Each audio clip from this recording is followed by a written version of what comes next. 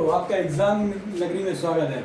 आज मैं आपके लिए मैंने कहा था कि पिछली वीडियो जैसे मैं बनाता रहता हूँ रिक्वायरमेंट के लिए, वैसे ही आज मैं DSSB की जो नई वैकेंसी अपडेट आई है उसके बारे में आपको अपडेट की जानकारी देना चाहता हूँ। बहुत से छात्रों का पूछना था कि इसमें कैसे अप्लाई कर सकते हैं, क्या क्या इसके योग्यताएँ हैं, क्या क्या उसमें मांगा गया है और क्या क्या लगेगा, तो मैं सब आपको डिटेल्स बताता हूँ। सबसे पहले देखिए DSSB की ये वैकेंसी है जिसमें 7,236 कुल पोस्ट हैं, जिसमें से TGT की पोस्ट देखा जाए, TGT की जो पोस्ट है 6,258 है। और जिसमें जो मेरा जो टेलीग्राम में चैनल चल रहा है TGT हिंदी और TGT बायोलॉजी का, तो मैंने फोकस किया हुआ TGT हिंदी, तो उसको मैंने क्लियर कर दिया। हिंदी में कितनी पोस्टें हैं? TGT हिंदी में TGT मेल की पोस्ट है 551 और फीमेल की पोस्ट है 556। कुल पोस्ट TGT हिंदी की है 1,107। तो आप लोग के लिए बहुत ही अच्छा है। यूपी TGT के साथ साथ DSSB की जो TGT दिल्ली से निकली हुई है, इसका भी आप बहुत ही अच्छे से इसी के साथ तैयारी कर सकते हैं। मेरे YouTube चैनल पर ज्वाइन होकर उसकी 6 क्लासें अभी पड़ी हुई हैं और क्लासेस स्टार्ट हो गई TGT हिंदी की। इसलिए मैं TGT हिंदी को बताऊंगा सारी इन्फॉर्मेशन, लेकिन मैंने TGT हिंदी के बारे में मेल और फीमेल का अलग कर दिया है।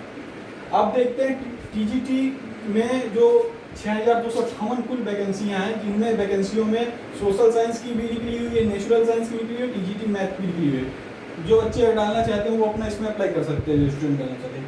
और सबसे अच्छी बड़ी बात, असिस्टेंट प्राइमरी टीचर प्राइमरी की वैकेंसी निकली हुई है 554। अब देखिए, और उसके बाद है असिस्टेंट टीचर नर्सरी की वैकेंसी 74। तो मैंने आपको सबकी कितने पद हैं, कितने पोस्ट हैं, सबके बारे में बता दिया। अब इसके बाद आप पूछ रहे होंगे इसमें क्वालिफिकेशन क्या है। तो सबसे अच्छी बात क्वालिफिकेशन की है। TGT हिंदी या TGT पूरे TGT के लिए आपको चाहिए B.Ed। सबसे पहले आपको चाहिए B.Ed के साथ आपको C.TET क्वालिफाइड होना चाहिए। C.TET क्वालिफाइड होना चाहिए, और वो भी 6 to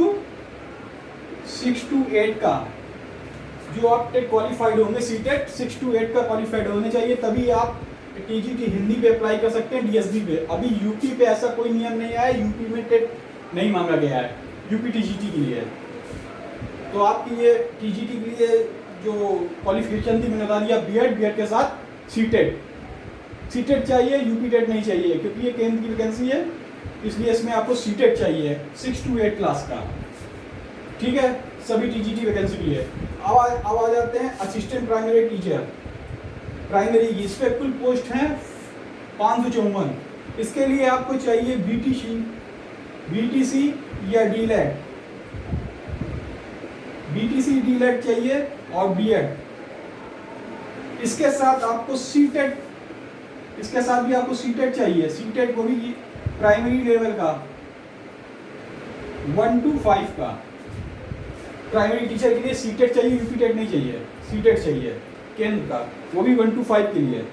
चलिए, उसके बाद आते हैं, बहुत ही अच्छी खुशखबरी देते हैं। जो बच्चे जिन्होंने NTT किया हुआ उनके लिए बहुत ही अच्छी खुशखबरी है। NTT के लिए जो निकली है लास्ट पे, असिस्टेंट टीचर नर्सरी, जिन्होंने NTT किया हुआ है वो इसको अप्लाई कर सकते हैं। और इंटर में उनको उनके हिंदी सब्जेक्ट होना चाहिए, हिंदी इंटर में हिंदी सब्जेक्ट होना चाहिए NTT वालों को। तो और उसके लिए आपको ना तो C.TET चाहिए और ना यूपी टेट चाहिए, ये दोनों नहीं मांगे हैं। बहुत अच्छी चीज़ है। C.TET और यूपी टेट आपका टेट असिस्टेंट नर्सरी टीचर में नहीं मांगे हुए हैं। 74 पोस्ट हैं, ठीक है। और इसके फॉर्म अभी चल रहे हैं, ये 28 जून तक समथिंग, या 23 या 28 जून तक इसकी डेट है।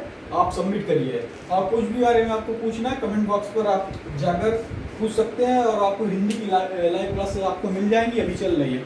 धन्यवाद, थैंक यू।